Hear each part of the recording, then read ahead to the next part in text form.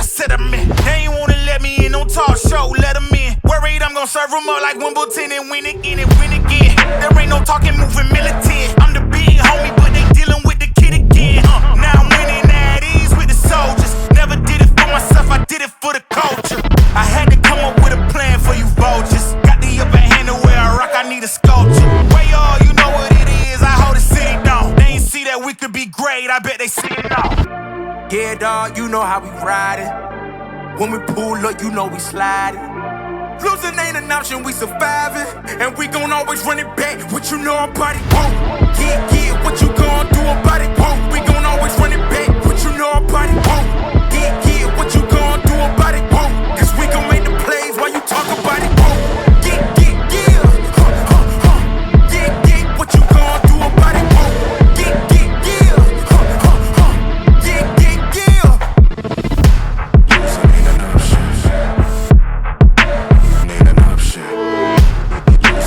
Hood fam, finally made it. I'm officially, like, I guess you could say, in charge of my own destiny. And yeah, it feels good, man. So after the flight and I got in, I checked in with you guys, and I said I was gonna come back to you guys with a video in 2 days, and I was gonna do the truck reveal and everything like that. But man, I didn't get a chance to change clothes, so that's the reason why I couldn't do a video. But yeah, man, I've been pretty much thugging it out since I got the truck. So because when I was flying into Charlotte from Dallas, I booked like a cheap flight, but it was a connecting flight that was going to Boston, and then I was just gonna get off in Charlotte. But the flight, they told me if I'm getting off in Charlotte, don't bring any check bags because my bags may end up in Boston.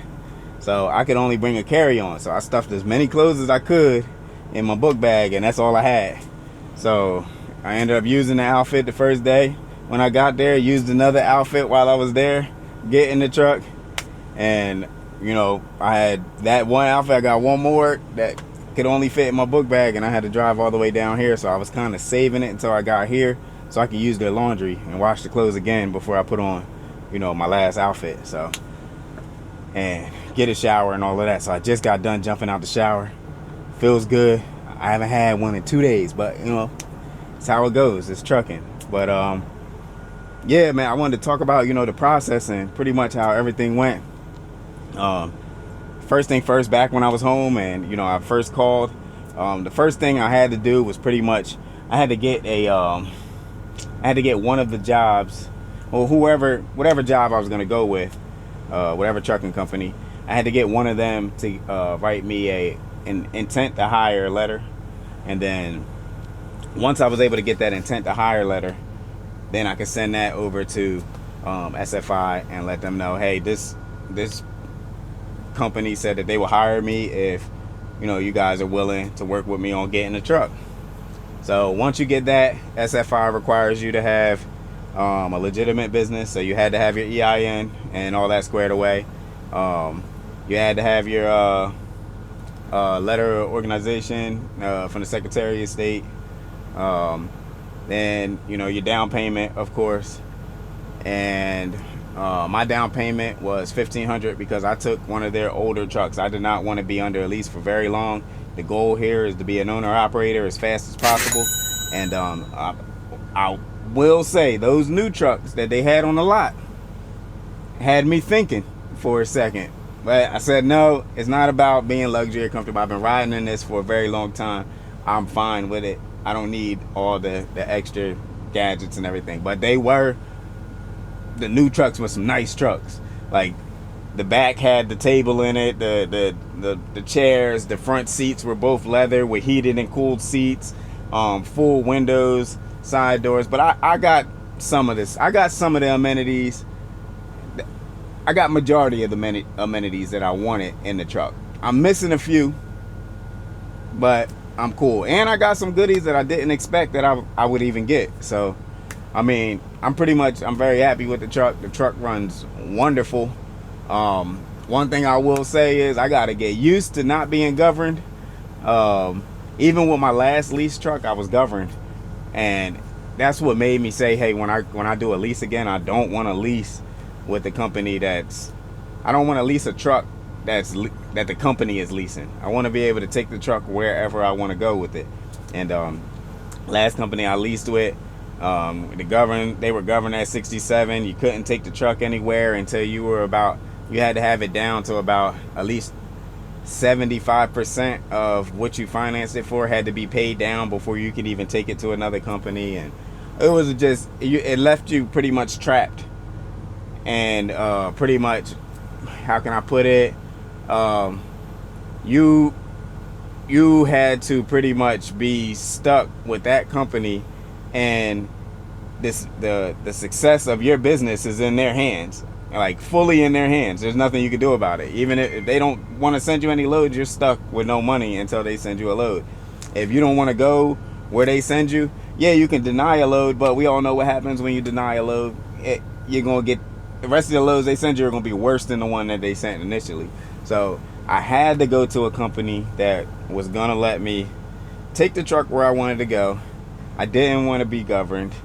And the company that I went to, I had to be able to select my own loads. I didn't want somebody in charge of telling me where to go, when to go, and when I can go home and all of that stuff. I just wanted, this right here is probably like the closest, that close to being a true owner operator. Only difference is I still have payments, but everything else, and I don't have my authority. I'm running under another authority, but you can still be an owner operator without having your own authority. You can still own your truck and run under someone else's authority. So I wouldn't even say that. But other than that, man, I'm super happy with the truck. I did get I got the automatic fifth wheel release. What else we got on here that I really wanted? I did get the side door, but I didn't get the window, which is cool. This little fan thing over here, let's see, can you guys see it? The little fan thing here, I've never seen that in a Freightliner. So that was new to me. That's a nice little touch. I guess when it's cooler out and it gets in the fall, I don't have to run the truck. I can run the air. I do not have an APU. I have an EPU. They say it's better than the APU. I don't think so, because when it's hot out, the truck won't cut off and keep the AC blowing. Pretty much what it's supposed to do is turn the truck on, charge the batteries in the back. There's an extra set of batteries, so it's supposed to charge the truck batteries and the extra set, and then use the batteries to keep everything running, AC and the refrigerator. And that is, and speaking of the fridge, that's a nice touch also. I got a fridge. I had a fridge in my last truck, but it was my own fridge, and my fridge doesn't have a freezer. This one actually has a freezer in it, so now I can kind of mix it up on some of the things that I want to buy when I do my shopping. One thing I had to have, man, was actual outlets underneath, like the bed, the microwave. My last truck, when I was on the road with Martin, they didn't have any actual plugs. It was like, the 12 volt outlets, and it was like near impossible trying to hook up everything in the truck and get my TV mounted. I do have a TV mount.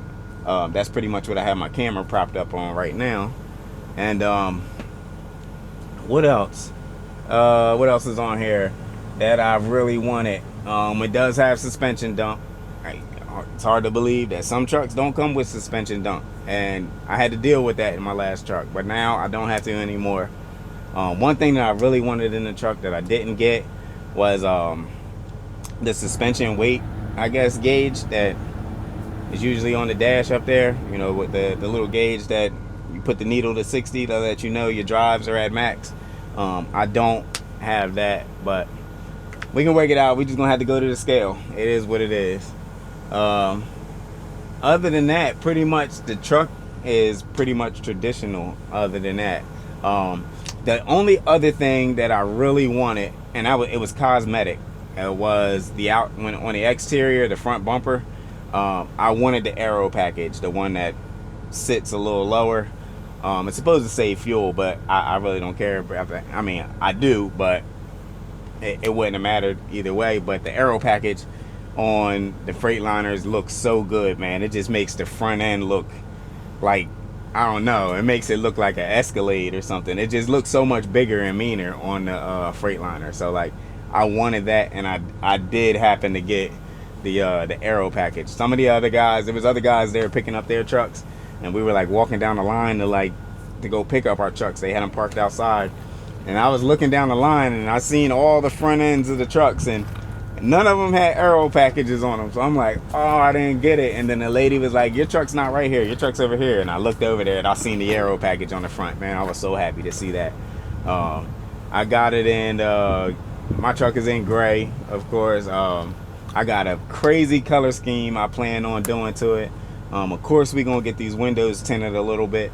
Not illegal, but enough to keep this heat out of here, because, you know, it's summertime, man, and these trucks really heat up, and majority of that heat ends up coming through the windshield and those side doors. Of course, I can't tint the windshield. Maybe I can put a little visor on top, but the other sides, we gotta bring something to keep the temperature down in here, keep it cooler, so the truck doesn't have to work so hard, you know, to keep it cool in here. But yeah, man, I'm officially here, man. I'm at JB Hunt. I'm parked in their lot right now. Orientation is tomorrow morning, and man, I plan on, you know, soon as they cut me free, I plan on running hard, like running super hard. The first thing I'm gonna do is I'm trying to find me a load past the house, for one, just so I can get my stuff. I've been thugging it in here. Like I said, I didn't even have a blanket when I came down. I had to stop at Walmart, and well, I got a blanket from the truck stop at first, and it was too tiny. I didn't realize it was a throw and not a blanket. So I was in here balled up like this at night, freezing. So I went to Walmart, got some sheets, man. I was trying to be as tight pocket as possible and like hold on to some money, because of course, you know, I got to get rolling and wait for a paycheck. So I'm trying to stretch what I got and make sure that home is straight. So I mean, I can survive. I'll be all right. I can get a loaf of bread and a pack of water and make it through the week with that, and as long as everybody else at the house is cool. So, but yeah, man, we got the truck. She runs good. On the way here, I was following some owner operators, man, and wasn't even paying attention. I looked down, I was doing 83. I was like, whoa, I forgot I'm not governed. I had to get my butt back over in the right lane and calm down for a second, because yeah, we don't need no mishaps at all, especially not before I even made some money. So, but yeah, other than that, I'm really excited to get started. I'm really excited to start making some money. And most of all, you know, I'm really just excited to be able to do me. And, you know, I can't put the blame on nobody when if I don't make no money, it's my fault. It means I didn't get up and go run. And it is what it is. So, yeah, I'm gonna get some. And last thing before I leave, I almost forgot.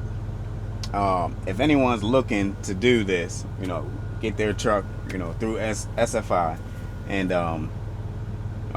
you want a, you know, a good AA to work with. They call him a administrative accountant, I guess, whatever.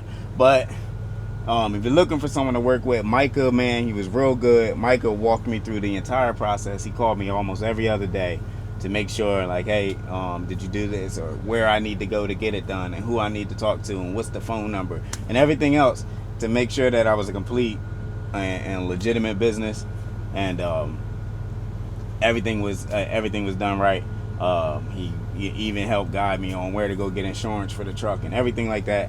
So if this is something that you're looking to do, all of this, I would say, cost me, between travel, fuel to get put in the truck, to leave the lot, you know, EIN, everything that I needed, it cost me all of maybe $4,000, I think. So to get in this truck, if this is something that you're thinking about doing, and you got, you know, your $4,000 saved up, or even if you don't, he told me to tell you guys he can even, you know, he can work on the down payment and defer it later, and, you know, maybe, you know, you pay it off later. If this is something you just want to jump into, call Micah. I'm gonna put his information in the description below.